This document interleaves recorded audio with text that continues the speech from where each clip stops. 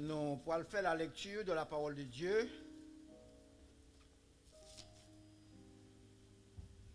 Dans 1 Timothée, chapitre 2, versets 1er et 2.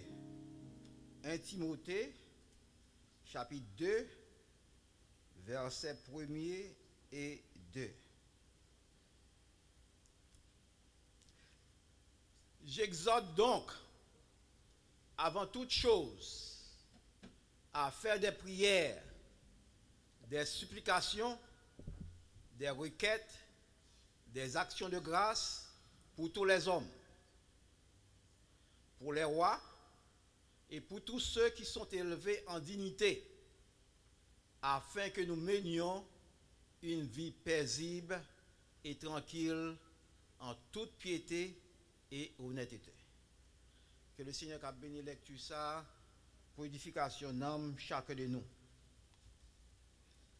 À la lumière de ces deux versets, nous avons comme sujet pour aujourd'hui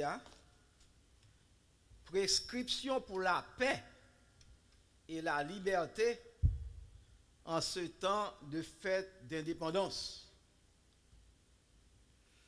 Hier samedi, qui était 4 juillet 2020, c'était la fête de l'indépendance des États-Unis d'Amérique, qui est appelé aussi Independence Day ou bien 4th of July. Le 4 juillet 1776, ça fait déjà 244 années depuis les 13 colonies Delaware, Pennsylvania, New Jersey, Georgia, Connecticut, Massachusetts Bay, Maryland, South Carolina, New Hampshire, Virginia, New York, North Carolina et Rhode Island te mettaient ensemble, ils ont été déclarés indépendance et qui menait plus tard à la formation des États-Unis d'Amérique.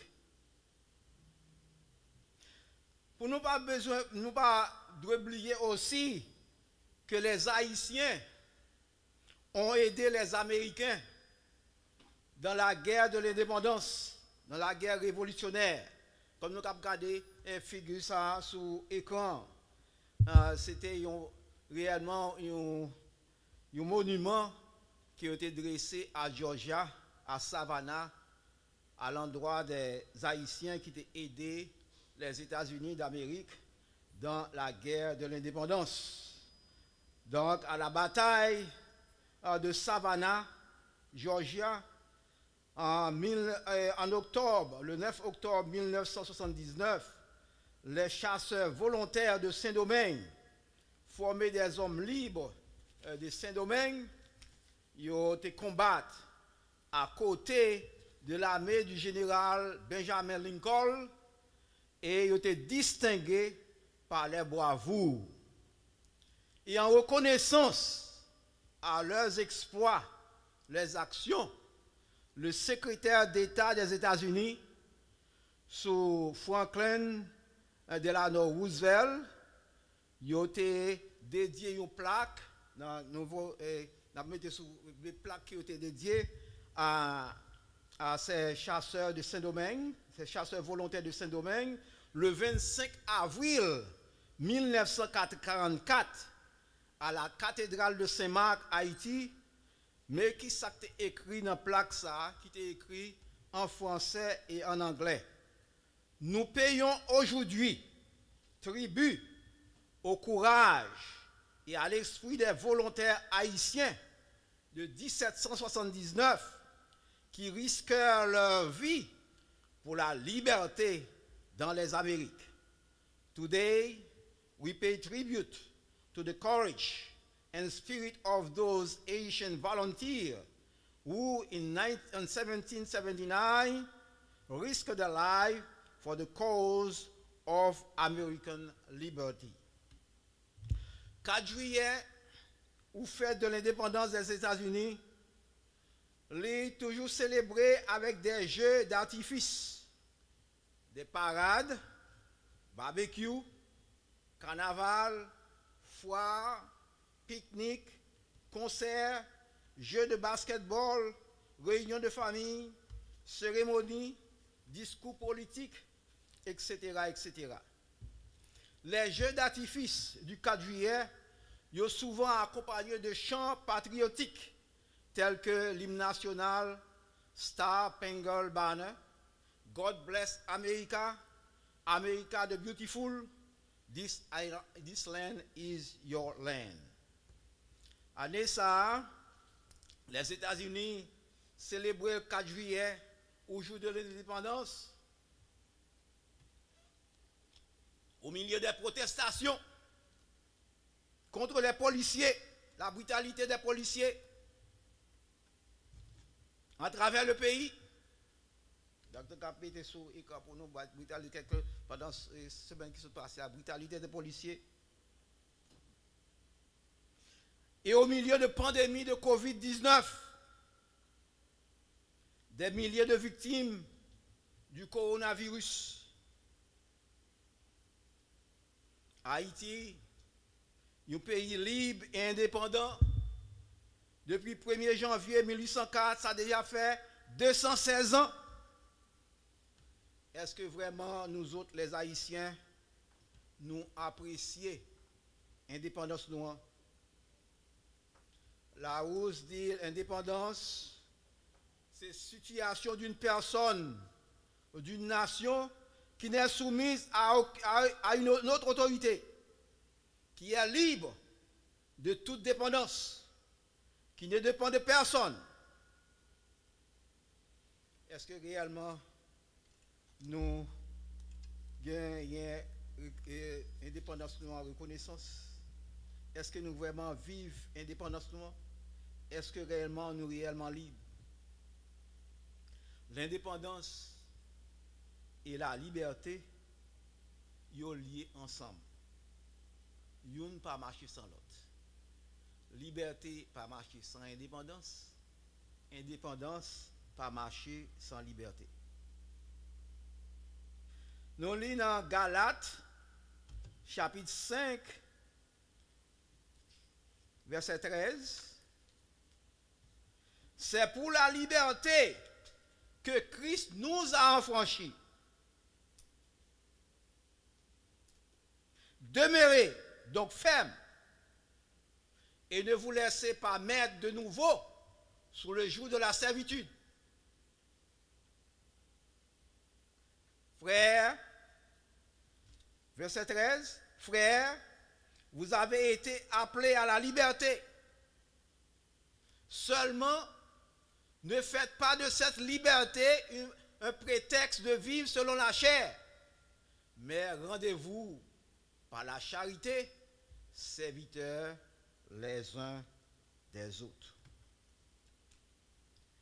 Jésus-Christ dit dans Jean chapitre 8, verset 32 et verset 36 aux Juifs qui te croient dans lui-même, vous connaîtrez la liberté, la vérité, et la vérité vous affranchira. Et au verset 36, si donc le Fils vous affranchit, vous serez réellement libre. Le péché, mes bien-aimés, nous rend esclaves. Mais Jésus-Christ, la vérité, nous rend libres.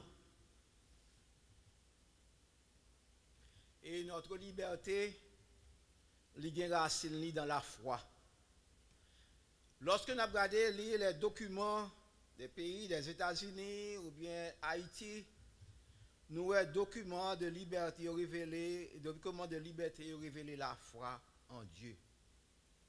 Par exemple, dans le dollar américain, nous avons comme devise In God we trust. En Dieu, nous avons confiance en Dieu. Et non seulement, il y a une devise ça, nous avons confiance en Dieu, In God we trust, et il y a dans dollar, nous avons une sorte de œil qui signifie l'œil de la providence qui veille sur le pays. Et dans l'emblème drapeau haïtien, nous avons une devise, l'union fait la force.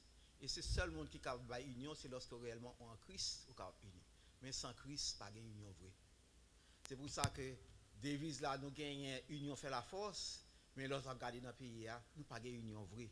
Et ça privé, c'est la division. Si l'union fait la force, la division fait la faiblesse.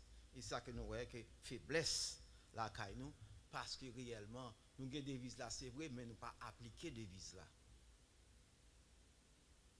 Dans 1 Timothée chapitre 2, verset 1 à 2, l'apôtre Paul baille une prescription pour la paix et la liberté. J'exhorte donc, frères, avant toute chose, à faire des prières, des supplications, des requêtes, des actions de grâce pour tous les hommes.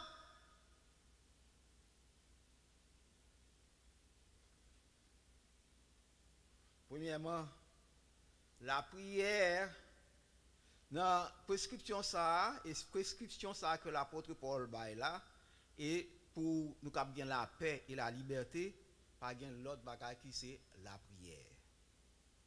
La prière, mes bien-aimés, c'est un devoir pour les chrétiens. Premièrement, nous avons besoin de faire de la prière une sorte de priorité. C'est pour ça que l'apôtre Paul dit dans 1 Timothée chapitre 2 verset 1er, j'exhorte donc avant toute chose à faire des prières. Avant toute chose à faire des prières. Donc en d'autres termes, la prière doit avant toute bagaille. Première chose à faire au lever du matin, c'est la prière. Ce n'est pas Albert café, ni Albert thé, mais premier bagage qu'on doit faire au lever, c'est la prière. C'est pour ça l'apôtre Paul, avant toute chose, avant toute bagaille, la prière. Avant de considérer n'importe quoi, première chose à faire, c'est prier. La prière, mes bien-aimés, doit pour nous, les autres chrétiens, une sorte de priorité. Il doit une priorité pour moi, il doit une priorité pour vous, il doit une priorité pour nous. La prière ne doit être reléguée au second plan pour les chrétiens. En tant que personne libre, en tant que personne libérée, mais la prière doit être une priorité. Avant toute chose, on doit considérer la prière. La prière, c'est le premier bagage qui doit monter dans la pensée où? Lorsqu'on lève. Et la prière est essentielle pour préserver la liberté.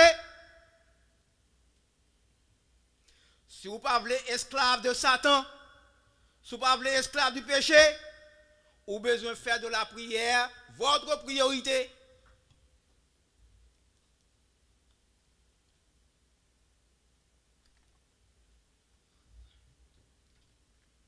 Dans Actes des Apôtres,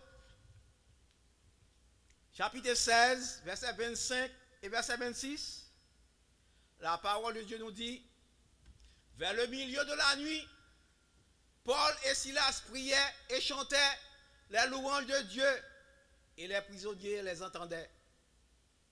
Tout à coup, il se fit un grand tremblement de terre, en sorte que les fondements de la prison furent ébranlés. Au même instant, toutes les portes s'ouvrirent et les liens de tous les prisonniers furent rompus. Mes bien-aimés, la prière qui a fait la tête trembler, la prière qui a crasé prison, la prière qui a ouvert porte qui fermait, la prière qui a cassé chaîne. C'est pour ça la parole de Dieu dit dans 1 Timothée chapitre, dans 1 Thessaloniciens chapitre 5 verset 17, nous avons besoin de prier sans cesse. Nous avons besoin de prier lorsque nous marchons. Nous avons besoin de prier lorsque nous sommes au travail. Nous avons besoin de prier lorsque nous sommes à l'école. Nous avons besoin de prier lorsque nous sommes la machine. Nous avons besoin de prier dans le secret de nos maisons. Nous avons besoin de prier à l'église, dans les services d'adoration. Nous avons besoin de prier partout et en tout temps. Faites en tout temps par l'Esprit toutes sortes de prières. C'est pour ça que l'apôtre Paul dit aux Éphésiens, dans Éphésiens chapitre 6, verset 18, faites en tout temps par l'Esprit toutes sortes de prières et de supplications. Veillez à cela avec une entière persévérance et priez pour tous les saints. Mais bien aimés, nous avons besoin de persévérer dans la prière. Lorsque nous regardons ça qui a passé dehors, méchanceté, injustice des policiers, injustice des hommes, épidémie, pandémie, nous avons besoin de prier. Parce que lorsque nous regardons les gens qui mourent dehors en masse, nous avons besoin de prier pour nous rester fermes dans la foi. Jésus-Christ dit à ses disciples, dans Luc 21, verset 36, veillez donc et priez en tout temps, afin que vous ayez de la force d'échapper à toutes ces choses qui arriveront et de paraître debout devant le Fils de l'homme. Ça nous aujourd'hui, il n'y a pas rien en comparaison à ça qui vient pour venir. Si nous ne pas prier, la Bible dit nous ne pas être fermes pour bagaille qui vient pour arriver. Deuxièmement, nous avons besoin de prier pour tous les hommes.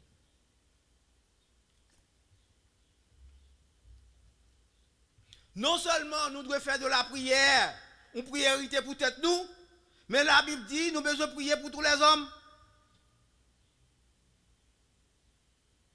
Dans 1 Timothée chapitre 2, verset 10, premier, il dit encore, j'exhorte donc avant toute chose à faire des prières, des supplications, des requêtes pour tous les hommes.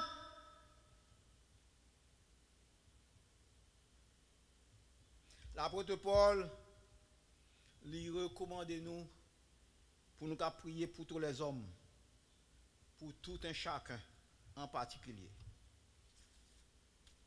Et quelle sorte de prière? L'apôtre Paul énuméré, il parlait de supplication.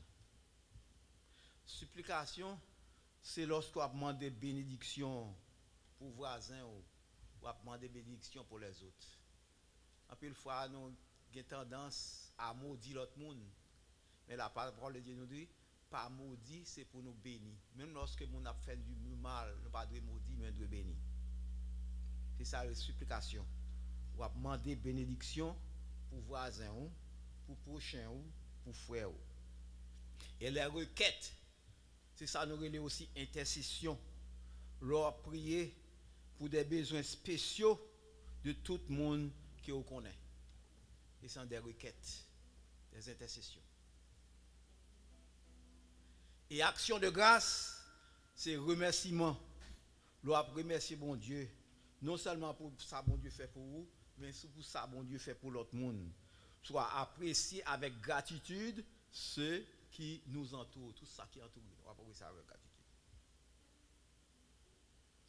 C'est pour ça l'apôtre Paul dit dans Romains chapitre 12, verset 15, réjouissez-vous avec ceux qui se réjouissent et pleurez avec ceux qui pleurent. Mais comme chrétiens, en plus fois nous avons tendance pour nous crier avec les gens qui crient, mais nous ne pas réjouir avec les gens qui réjouissent. Lorsque nous sommes misère ensemble, nous avons prié ensemble, mais quand l'autre l'a délivré, en plus nous graine, nous fâchons, parce que nous avons délivré. Alors que nous sommes dans la misère ensemble, nous avons prié ensemble pour délivrer, mais nous avons délivré avant, et puis nous sommes mécontents du fait que l'autre l'a délivré. C'est où tu as délivré avant. La parole de Dieu dit, c'est pour réjouir avec ça qu'a réjouir. Ce n'est pas seulement pleurer avec ça qu'a pleuré, mais c'est pour réjouir avec ça qu'a réjouir. Fait qu'on est content, avec les gens qui sont contents, et crier avec les gens qui ont crié. C'est qualité prière, ça, qui est capable de renverser les barrières, qui est capable de planer les sentiers, qui est capable de déplacer les montagnes, et qui va apporter la paix dans les maisons. La prière, mes bien-aimés, les surmonter toute division de race. Ici, c'est tout, pas besoin qu'on est dans qui parti politique, pas une question de noir, pas une question de blanc, pas une question de démocrate ou républicain ou indépendant dans la prière. Il y a un slogan au cours des années 1950, un slogan populaire au cours des années 1950 qui dit « La famille qui prie ensemble reste ensemble ». Et je voulais quoi que si chaque couple, chaque famille chrétienne, ils prient ensemble, que ce soit aux États-Unis, que ce soit en Haïti, il y a expérimenté un renouvellement spirituel de grande dimension. Si je dis en plus fois l'église c'est en bas, parce que les familles n'ont pas prié vraiment ensemble. Et puisque les familles n'ont pas prié ensemble, ils n'ont pas arrêté ensemble, c'est ça que nous avons un résultat, que nous avons l'église aujourd'hui. On a l'église qui est forte, ou l'église dans Hing Hang, ou l'église qui a division, parce que les familles n'ont vraiment pas ensemble.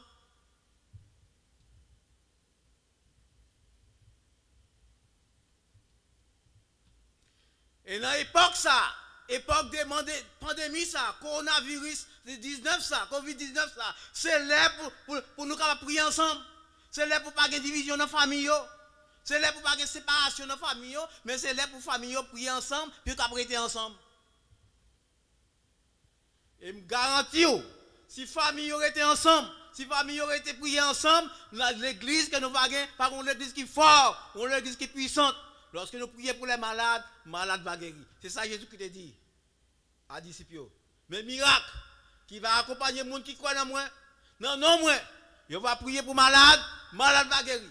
Non, moi, je vais chasser des démons. Non, moi, même si je ne vais jamais, il ne peut pas faire aucun mal. Non, moi, je vais parler de nouvelle langue. Laisse à l'église, l'église qui est forte, l'église qui est puissante. Je dis à l'homme, regardez l'église faible. Si il y a un monde, par exemple, qui possède des mauvais esprits, nous ne savons pas qui est ce monde pour nous aider pour chercher ces mauvais esprits.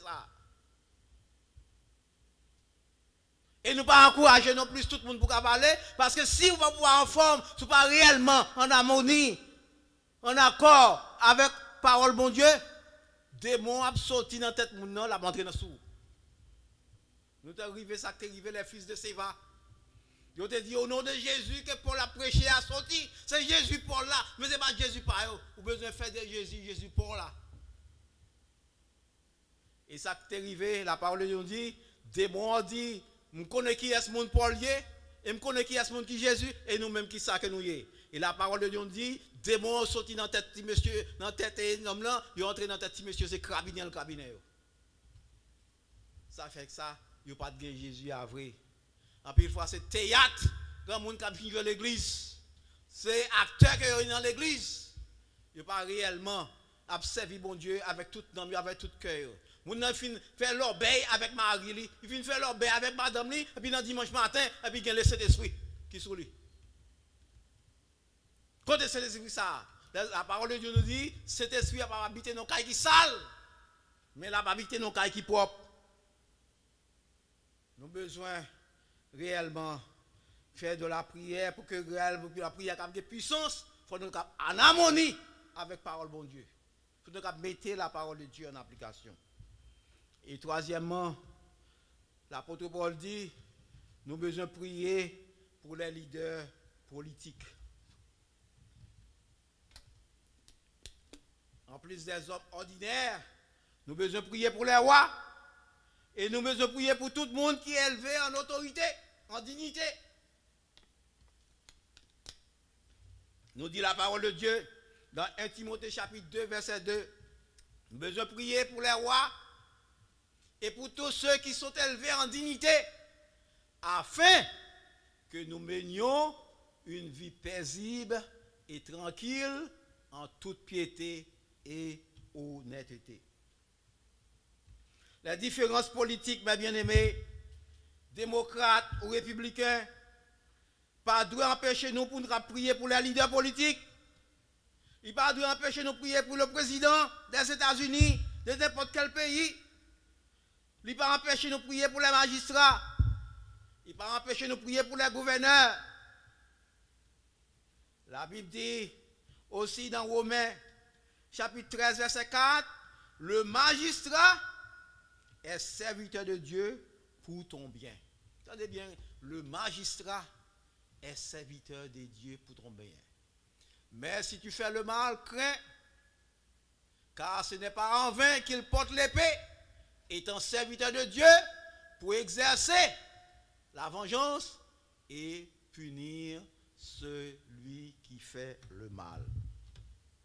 Le magistrat est serviteur de Dieu pour ton bien. Si nous t'a dit, je dis à Donald Trump, c'est serviteur bon Dieu, il y a plus de monde qui t'a mis des mains en tête. Mais la Bible dit, il serviteur bon Dieu pour ton bien.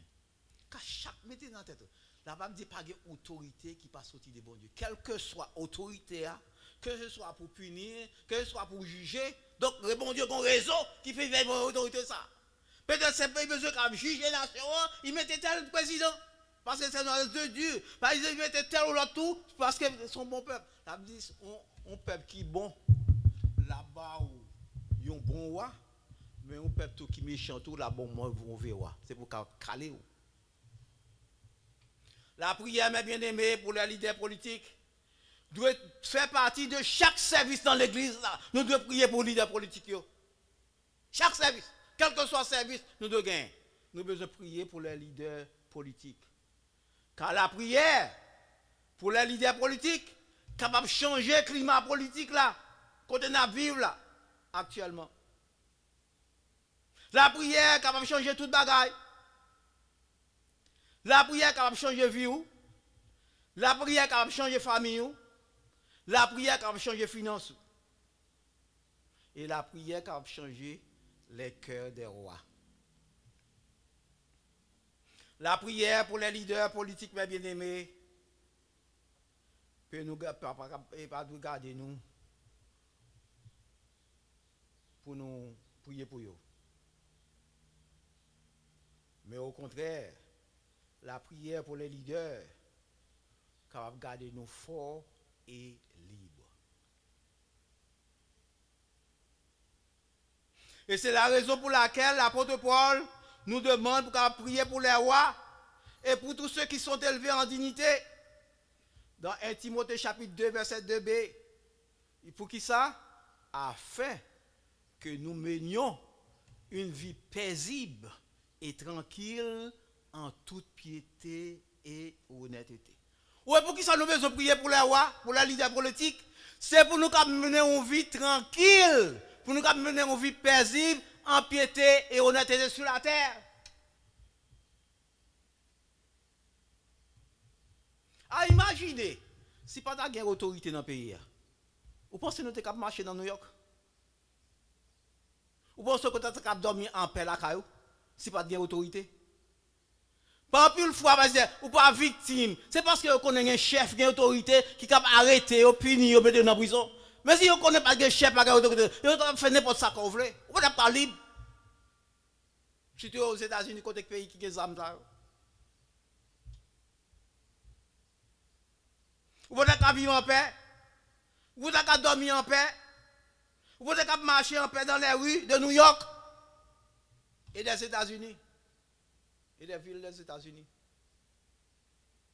Mais c'est à cause, parce qu'il y a les chefs, il y a les autorités qui fait que vous êtes capable en paix. Lorsque la caillou, vous ne connaissez pas les gens qui vont venir craser, qui vont venir briser.